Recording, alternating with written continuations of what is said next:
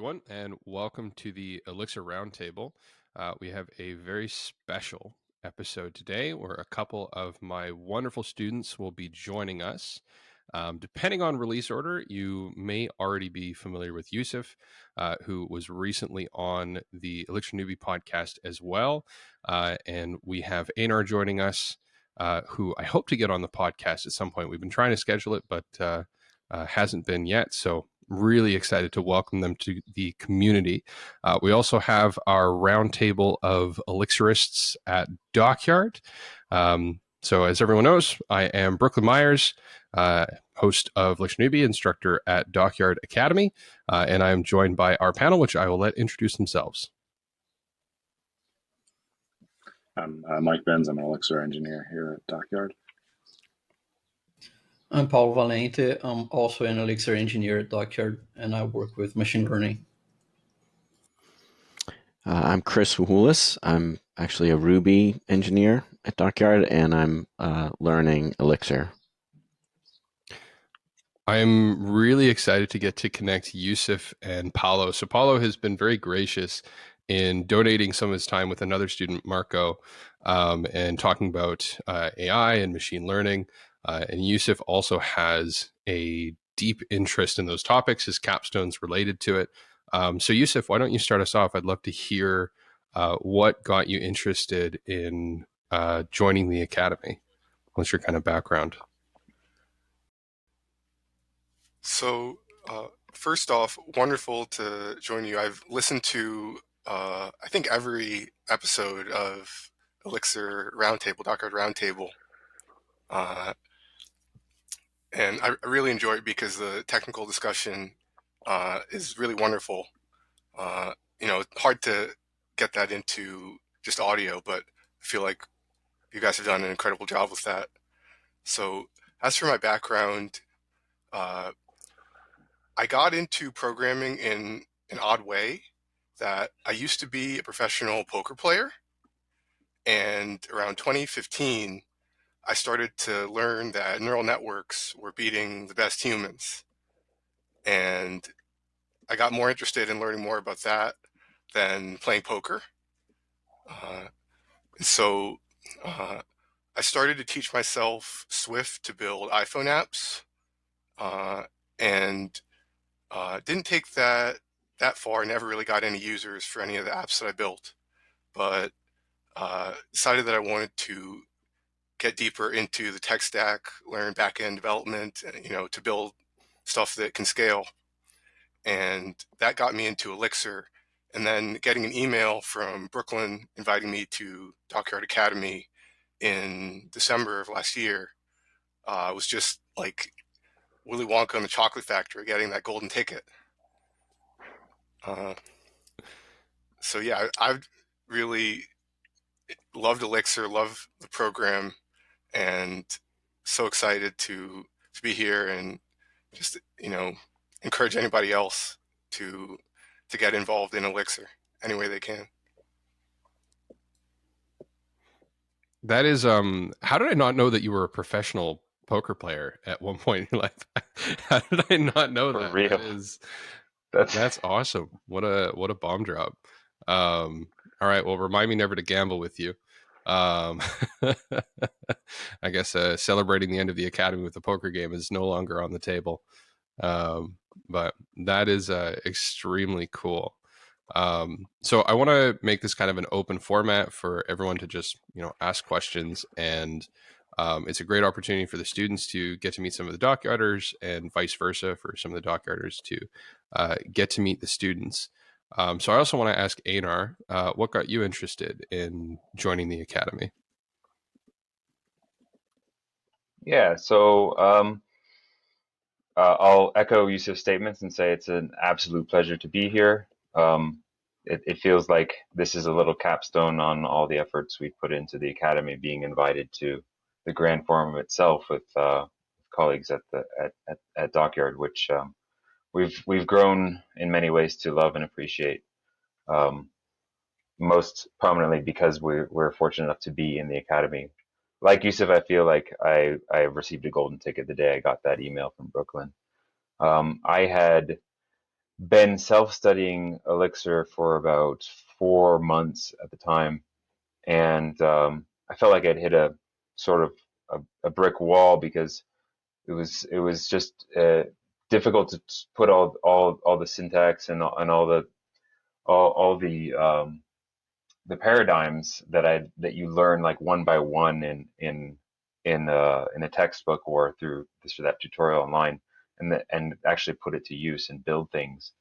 And moreover, just being alone is really difficult, right? Having a community of people and a mentor uh, in front of you is just like it's really a godsend.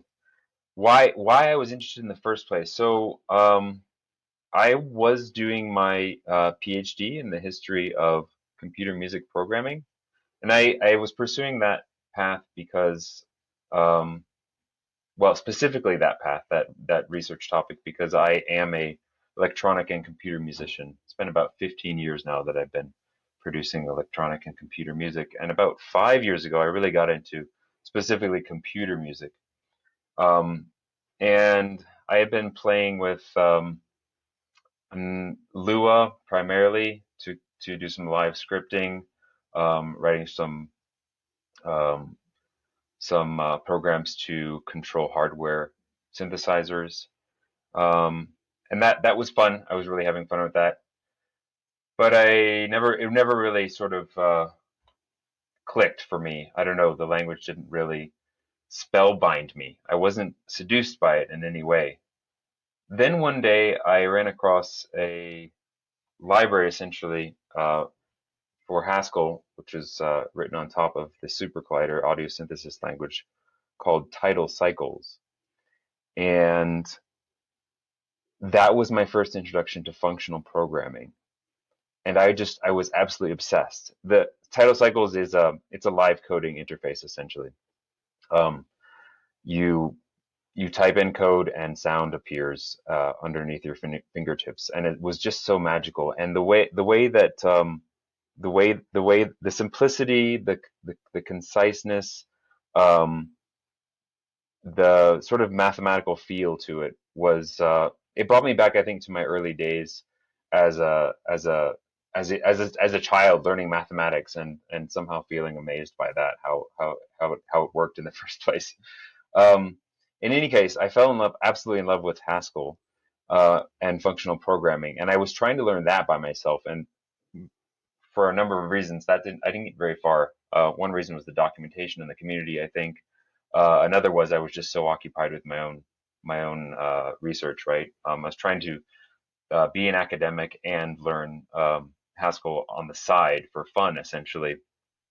Um, and that didn't sort of that didn't ruin my love for functional programming at all. It only sort of made me more desperate to learn it. And at the same time, I was realizing that I was having more fun trying to learn programming than I was researching the history of it. Right. So on the one hand, I was increasingly obsessed with it, but on the other hand, I felt like I just couldn't even understand it to the level that I needed to feel fulfilled as the kind of human subject I am. Um, and so ultimately, I found Elixir. I don't know how that happened. Um, I like it's just all a mess, as memory usually is, and that stuck with me. And I uh, I found DockYard Academy, and I wrote Brooklin, and I hounded him. I think I sent him 3 emails, um, more than necessary, just to say, hey, I'm really interested in this. I'm really interested in this. I'm going to be an amazing student. I promise you this. And then I got an email back, and that's where I am I remember being really here with happy you. when so there was a randomized process for student selection. So for the final stage of everything, I had, no hands on the wheel. It was a very much, randomized golden ticket, who gets the chocolate bar situation. And I remember being so excited and happy when I saw your name come up because you had sent me. I was really impressed with your work ethic, your diligence. I think the title of your email was, I think it was something like "Hello from a future diligent student." It was really great. And yeah, you sent a really earnest, honest, genuine email of how you were so excited to get into Elixir. And so when you did get selected, I was really happy because you'd already made such a good impression on me. And that impression has very much been fulfilled. I would say for both of you, of course. Both of you have been incredibly hardworking. I see you, after hours working on your own projects. You've both picked really ambitious projects as well. For your capstone, have been learning, beyond the curriculum. I'm really curious to compare and contrast your experience with Chris as well, actually, because Chris, you mentioned that you were learning Elixir. I don't know what kind of supports you have as you're doing that, if you're self-learning, but I'm really curious to hear a bit about that experience, um, in order to just understand it in relation to the student experience.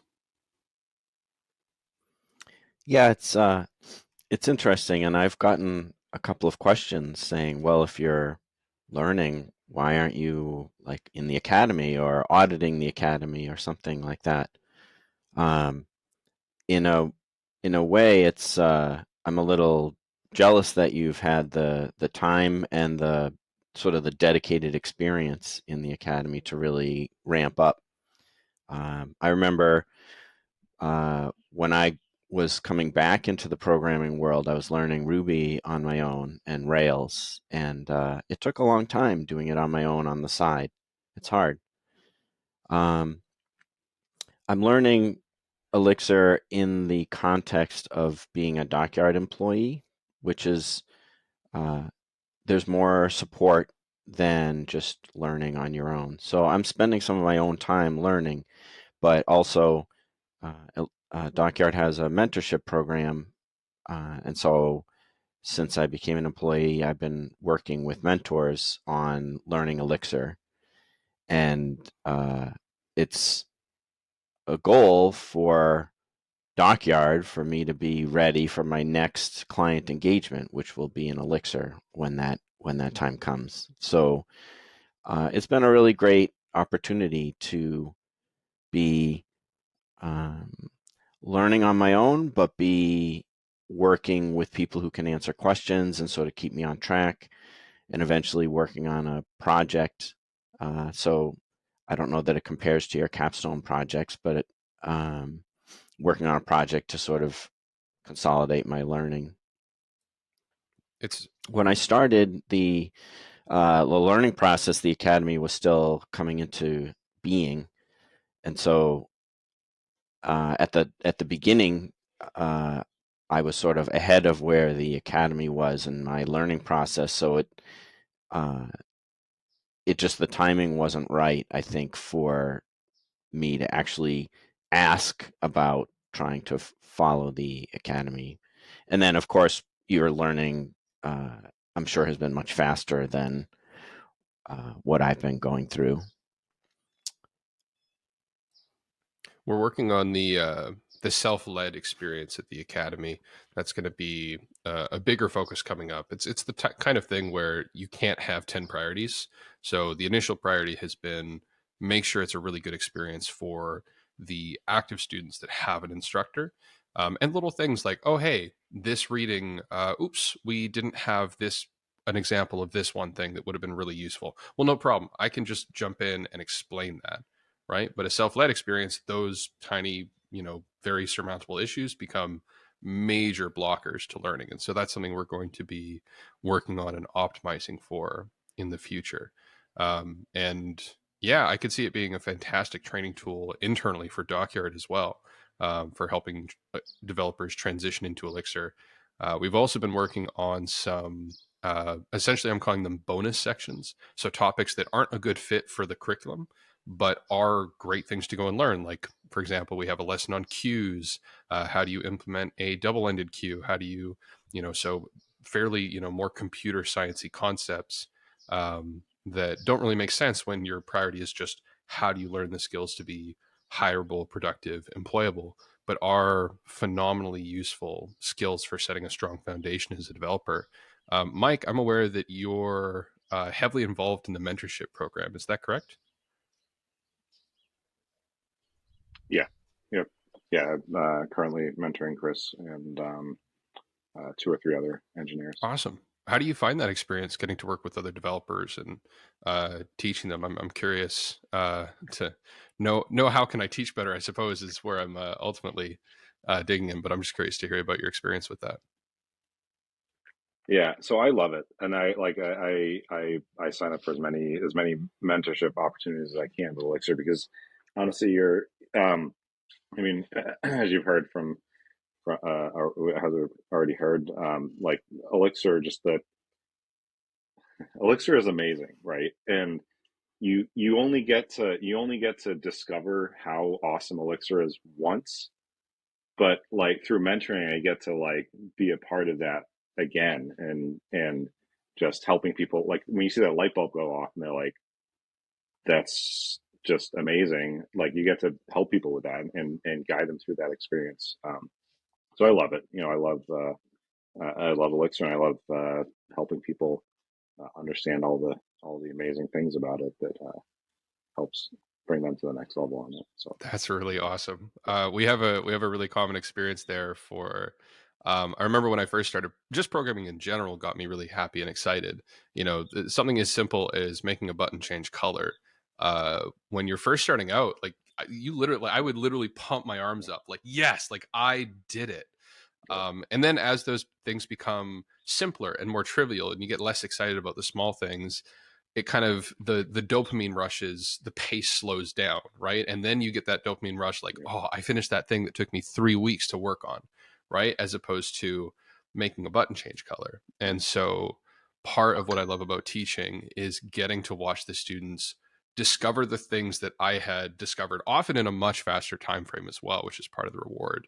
And seeing them have that aha moment and getting to kind of relive those initial experiences through them. Yeah, it helps keep the programming experience engaging. And figuring out new ways of explaining things that you already understand, or finding out that you don't understand something as well as you thought as well. Explaining something forces you to really go, oh, like I know how to use this thing, but I don't really know how to explain what it's doing or what's happening under the hood, or the depth of knowledge. Teaching really forces you to develop that depth of knowledge. So I want to open it up and just essentially make this more of a question asking format here. So I'm really curious what questions people have for the students about their experience at the academy, and vice versa, what questions the students have for everyone at DockYard. So does anyone want to start us off here? I have a question. I'm digital marketing manager here at DockYard, so I've gotten to help promote, form, aid in, Brooklin and the engineering departments, lesson plans, what have you, and promote this.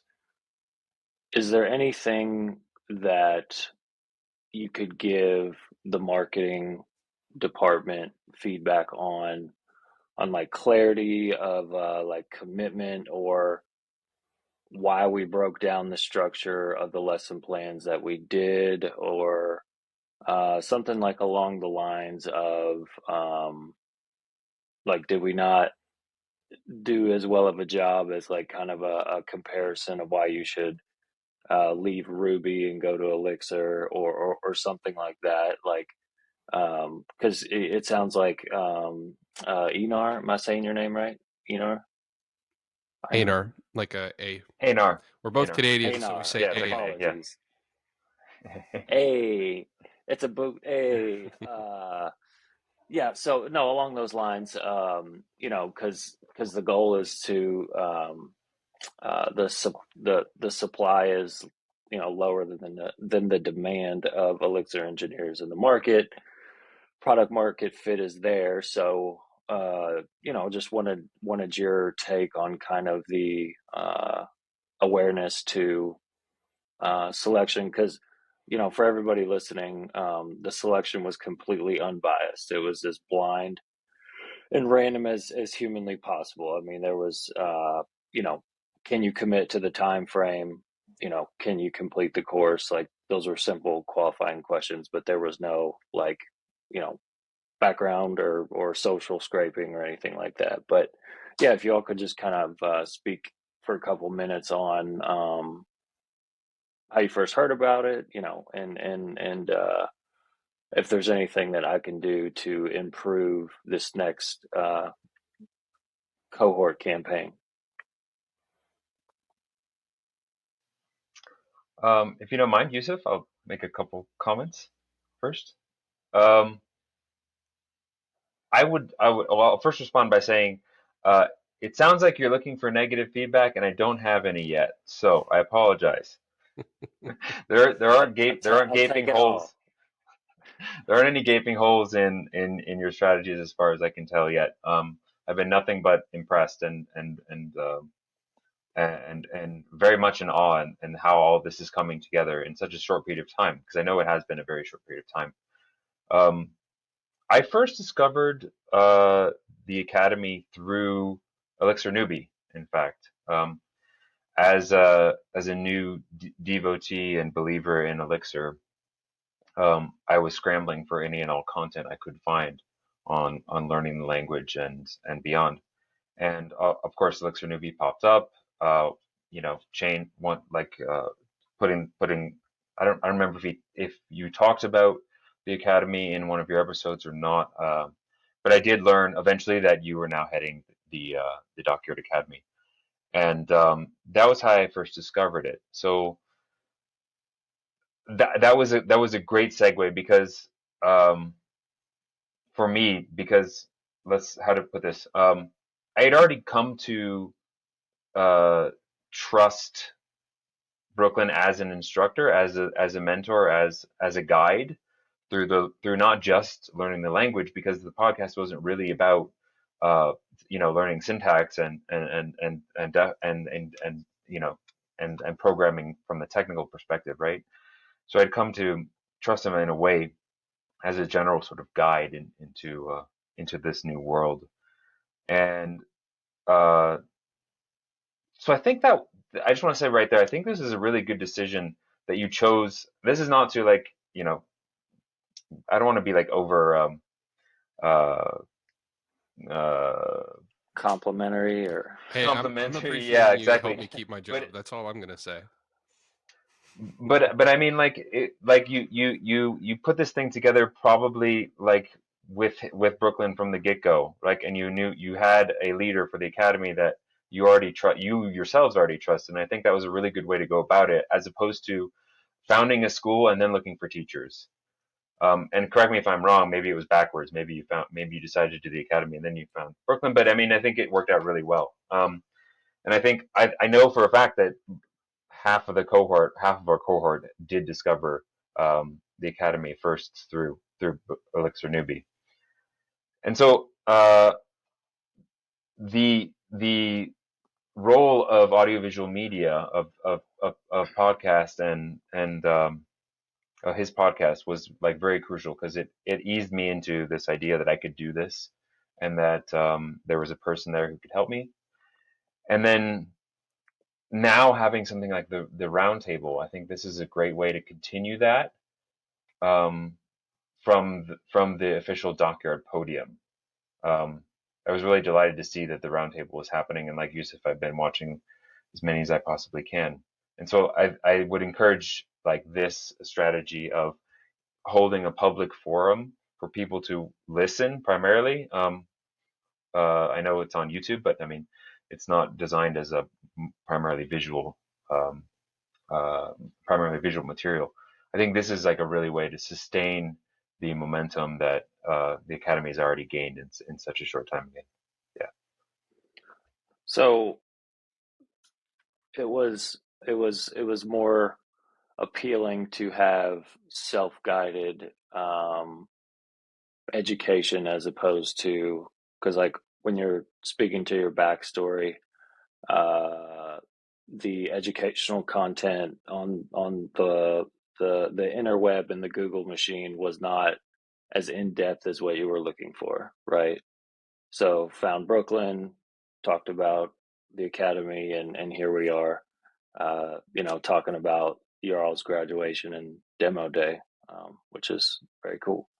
But thank you for sharing that in the kind words. It wasn't all me. It's all Brooklyn and the engineers. I just make videos and ads. That's all I do. Matthew is grossly undervaluing his amount of effort and impact on the academy. So I have to speak up and say, no, Matthew's been a huge part of making this successful. Thank you. And our community. I just believe in it because. Sorry, Matthew. Yeah. No, just like when I have time, I go through the self-guided lessons. I just had my first kid, so I have like all this free time in the world, right? Haha. But yeah, it was very like I have PHP background, Python, and it's just very well laid out. So it's a cause, and it's not like a huge profit center, but it's very cool to see revenue reinvested back into the ecosystem that we are champions of. That I would like to think that we're in the top 5 in the world of it, but yeah, good stuff. I'll be quiet now. Some of the so to talk about that, contributing to the health of the ecosystem, and to also relate back to what Einar had been mentioning about the original kind of how the academy came about. My understanding of the story, and Brian would have to speak to these parts because I wasn't there for them, but he'd been looking for an instructor for, I think, years. I want to say maybe 2-3 years, maybe more.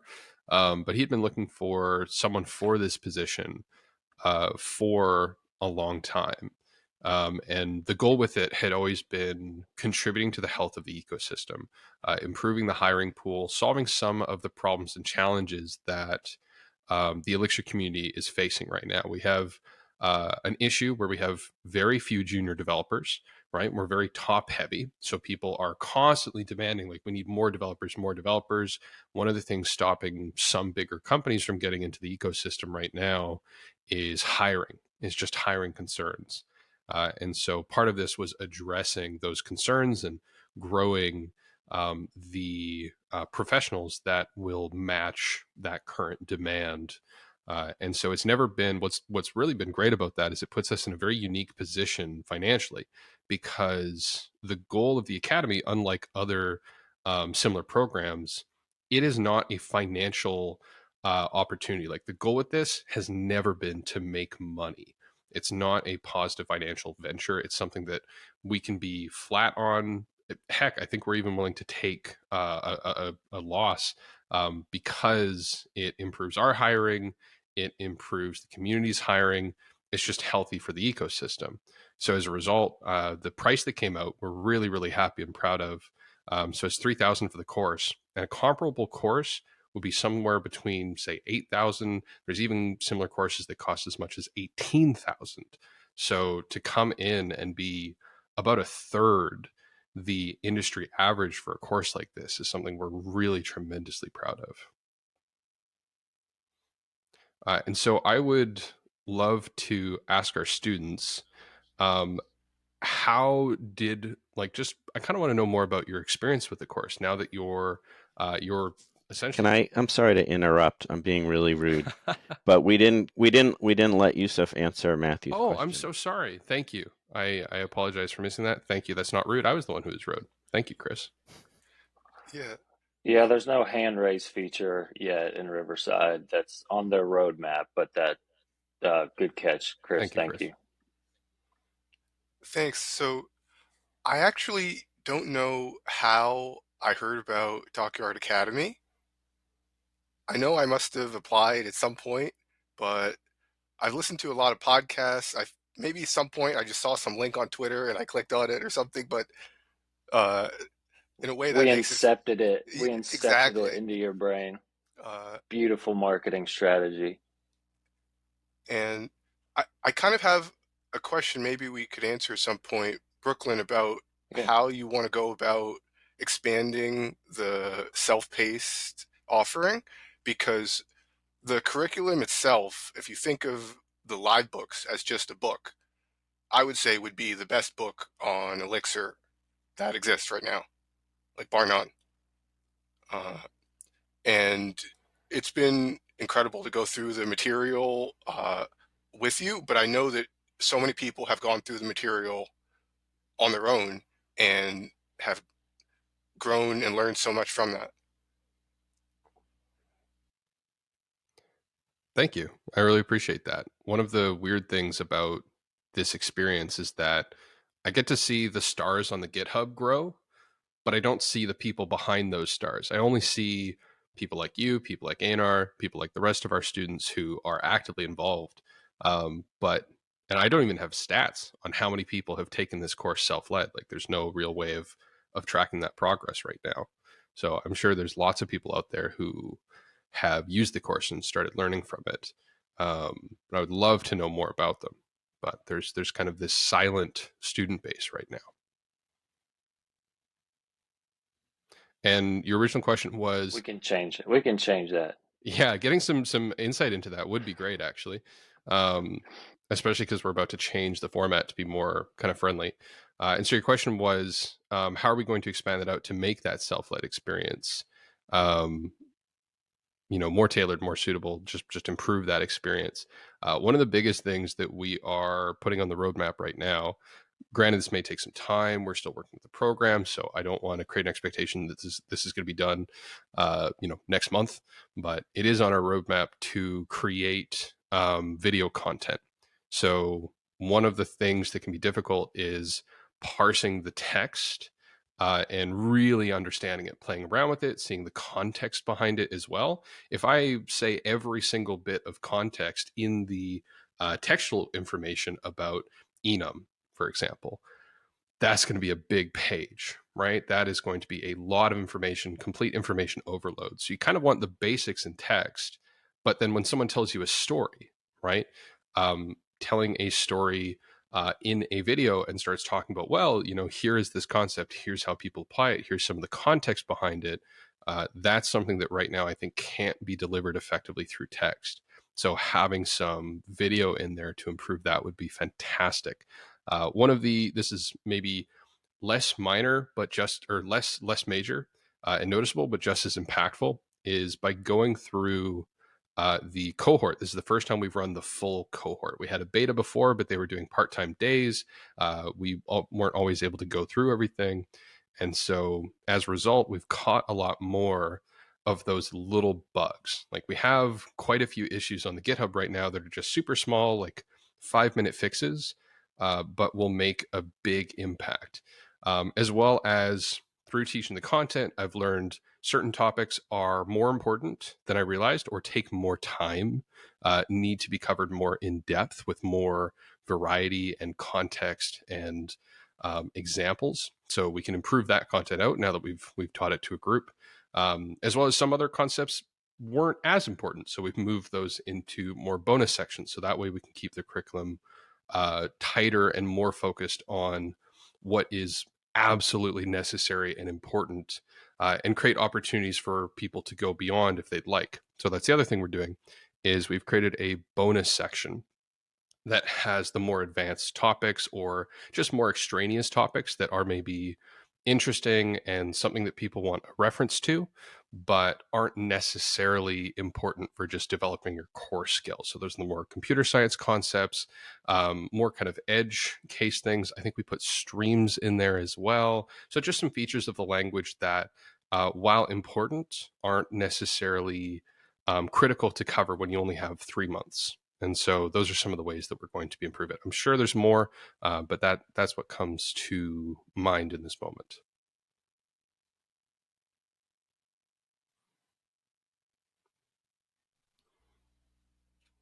On that note, that might be something to Matthew, if you're looking for, particular strategies moving forward. That in particular might be something to focus on. The fact that like Brooklyn likes to say, there's 80 there's 20% there's 100% of Elixir that you may learn, but only 20% of it is always sort of core necessary, right? Is always that the point is that there's 80% of the language that you can sort of put to the side and not worry about for the moment being, as long as you pick up the 20% of the skills and knowledge set that is essential to performing in any given context. So as a new student, like of the language of programming in general, right? You think you need to know everything, and that if you fail to understand any given concept or paradigm, then you're not doing it right, or you're not doing well enough. And that, I think, that can kind of be that can lead to sort of snowballing anxiety and disappearing confidence and all sorts of things that put people off the right path. And so, in marketing the academy, it might be useful for potential students to hear that you're really sort of going through the chaff and finding you're only teaching the stuff that is absolutely necessary in a real world situation. Like, I've discovered that in my interactions now with senior developers in other languages, helping out with open source projects on the side, that they're not geniuses. Like, I have friends who have been coding for 10, 15, 20 years, and I'm surprised at some things that they don't know, that they have to go look up, that Right. they so, but I didn't expect that, but the fact is they are very successful career developers who know how to solve the problems when they need to solve them, as opposed to having all the solutions in their back pocket ready to whip out whenever somebody points a finger at them and asks it. So yeah, I think that's really important to let the public know, is that there's a different sort of strategy here. We're not cramming every tiny bit of information about Elixir, about programming, into your head. We are helping you sculpt a space inside your head for the truly important things that you need as a working developer, not simply as that archetype of a genius programmer. Because I think a lot of people strive for that and they don't get there, and then they just burn Yeah. out. Yeah, that's an excellent point, because when I came into this project last summer, uh, I immediately did what you shouldn't do. Like, if you're afraid of heights and you're up high, what do they say? Like, don't look down, right? So I jumped all the way to the capstone project and and live book, and was like, okay, what am I gonna have to create to, technically finish the course? Like, while, like, I'm not gonna make like a career change or anything, but um I was like, oh damn, I'm not gonna be able to like learn that. But then, like, I backed into it and was like, okay, this construct or uh lesson builds on everything, just like programming does in general. But um yeah, that's very helpful, and this is the best kind of earned media that you can that a marketer and an educator and a company can get, is just understanding the actual user, and not like a poll or something like that, like, because you're giving amazing insights to. Did you think that um 3 months was like an ample time to learn the topics and the core concepts of the ecosystem? Uh, Weirdly, yes and no. I would say yes, because um, precisely of what I was just saying. Before I entered the academy, I never would have said 3 months is enough. But after the first week or the second week or the third week, I still would have said, no, I need more. I need more than 3 months. There's no way It was so intimidating and difficult.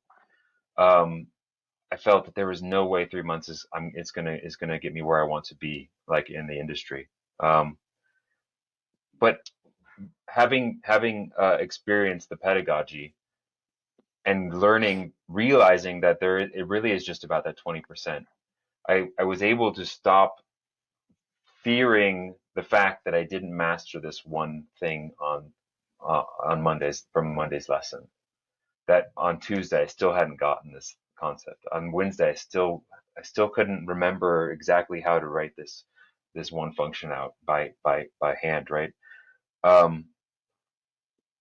After about a month, I think it was after like 3.5 weeks, I had an epiphany. Like, hold on, I can sit back and relax. I'm gaining a competency that is not typing out code fast. It's actually sitting back and thinking slow.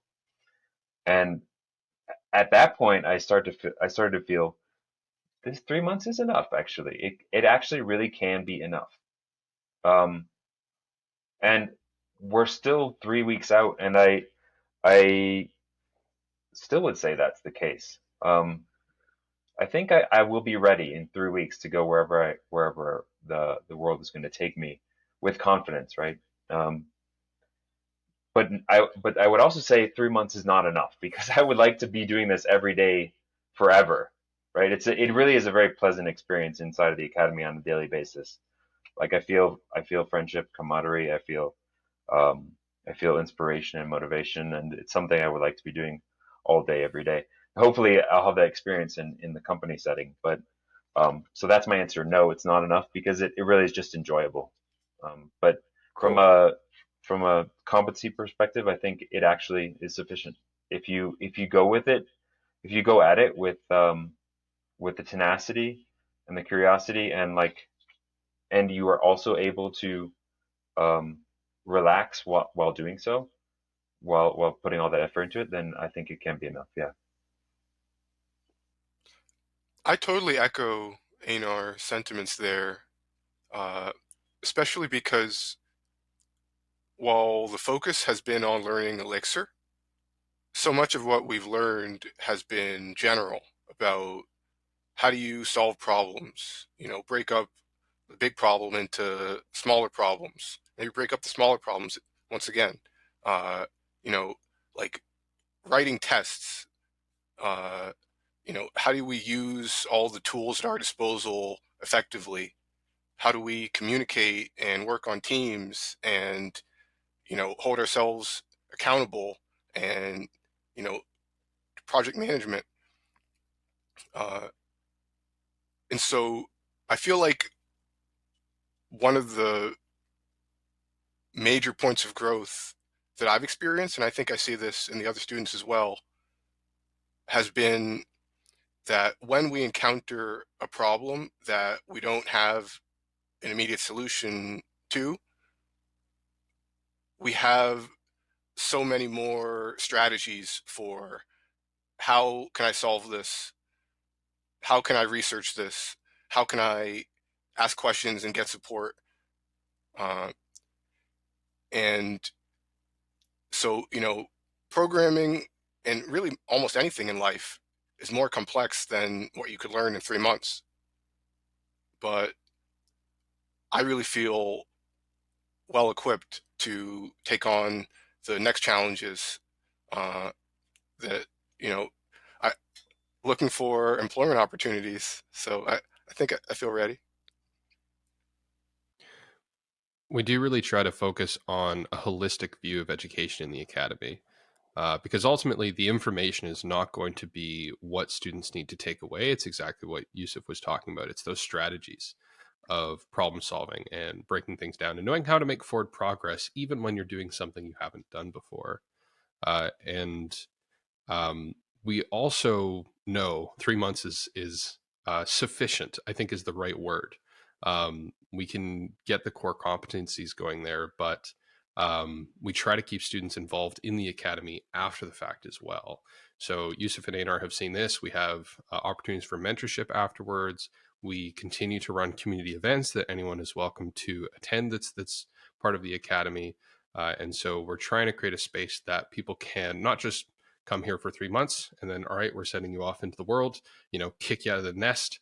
Although, you do need some kicking out of the nest. Once you go to the real world, things get harder and different, and you're all going to go through the exhilaration of your first job, which is a wonderful challenge all on its own. But trying to keep people part of the community so that they can keep learning and keep growing. And I would, on that note, I'd love to know, what do you both think about the experience attending the academy compared with the self-led path? Love to hear how you might compare and contrast those.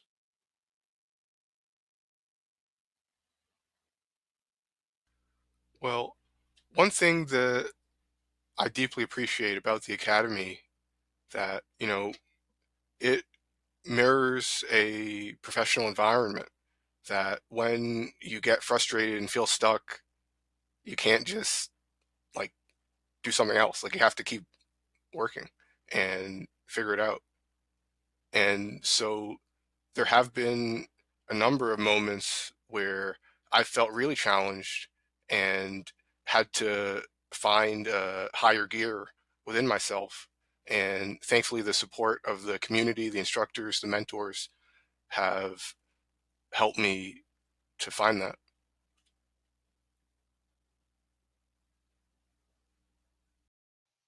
Yeah, I would say that's absolutely absolutely true for myself as well. I would also add that being in a group of individuals in similar life, and I would actually say life situations. Like, I feel a lot of us are at a similar point in our lives, and immediately we all have an affinity for that, from that perspective. Like, we're all sharing, we have a common, uh, we share common values at this point. We've made sacrifices in order to be at the academy, to commit the time that is required to do it well. We have similar aspirations in terms of what we hope our future holds for us and how we might participate in the world afterwards. Um, and we have clearly a shared interest in a very niche part of um, of not just programming, but of the world at large, right? And so instantly we're all friends. And I've been in online communities as long as far back as I can remember, since the first time I touched a computer. And this is the first time I really feel genuine camaraderie with people I've never met in person. Um, and that is one huge difference from self-led learning, is that you have shoulders to lean on, you have people to um, voice your worries and concerns and joy with. Like, I don't know how many conversations I've had after class at 10 11 p.m. at night, after midnight even, just saying, hey, that was a crazy day, right? Well, yeah, but it felt good. It felt good. Hey, did you grasp this one idea yet? No, but it's okay. Yeah. What about you? Yeah, it's okay. No, I don't know. I'm not really sure what's going on, but hey, we're gonna get there together. And like, it seems really cheesy to express it like this. That's not how I normally talk, but I think the academy has actually changed me in that way. That I recognize like the fruits of passion um and like and the sort of melodramatic part of being a human and trying to get things done and like make things happen. I think, um, yeah, it's I've had a readjustment of many of my previous conceptions about why humans do things the way they do, and so on and so forth. I'm talking too much. I'm muting now. Yeah, I really love the moments when we get to hear a little snippet of the background noise, whether it be John's dog or Einar's young daughter. Uh, Really kind of brings the full reality of the community into focus. And And your mystical meditation music in the background. Marco's parakeet, the little bird that'll just sit on his head sometimes. Yeah, he's got a parakeet. Yeah. Yeah. So speaking of Marco, Paolo, I know that you and Marco have been working in connection on a project I don't know too much about. I'd love to hear some more about that. Yeah, it's a project that we actually opened to the public this week regarding using reinforcement learning, which is a branch of machine learning, to build basically a path planner for sailboats. And yeah, I'm still kind of new to reinforcement learning, so having to learn this stuff while building the tools for using it in Elixir has been quite challenging. And Marco, we have been bouncing back and forth like since Brooklyn introduces, and he actually helped me with some insights in the machine learning side of stuff, for instance. And I think this experience actually is kind of similar to what you guys have in the academy, where learning and doing things by yourself, I mean, you can get to the same point, but when you have someone or something, when I use ChatGPT, for instance, to bounce back and forth and exchange,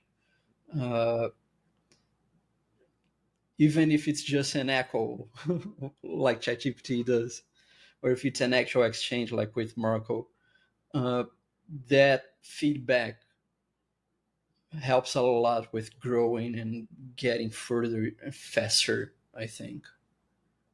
But I'll be totally happy to connect with you and talk more about the project more in depth. Yeah, that sounds really cool. I don't know a lick about sailing at all, so Well, curious. I didn't as well, so Yeah. Yeah. None of us do. We're just tasked with building it and marketing it. It's got many other applications, though. Is the end goal with that one? But yeah, I talked to just about my part in the project, but there are lots of other things that there will be involved in the final product per se. That's really exciting. I look forward to.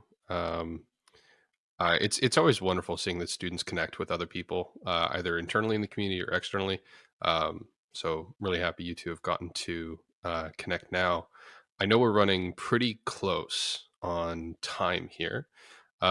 So before I do our little outro, are there any final questions, comments, things that we want to cover before we end off?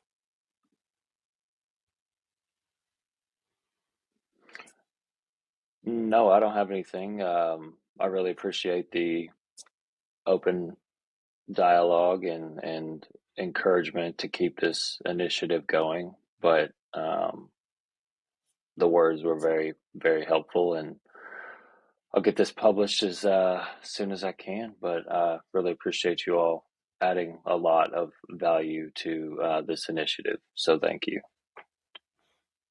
And thank you, Matthew, for the hard work. I know your plate has been full, is the impression I've been getting lately. So you've been working like crazy, and we all appreciate it a ton. I appreciate everyone who came onto this panel, and I hope you enjoyed getting to chat with the students. Of course, I appreciate my amazing students for having the courage, because it does take courage to come on to a podcast like this. And if folks are interested in reaching out to our students, if with their permission, we'll put some way of contacting them, whether it's through me or directly through them, will be up to them, but we'll leave some information about them in the description of this episode.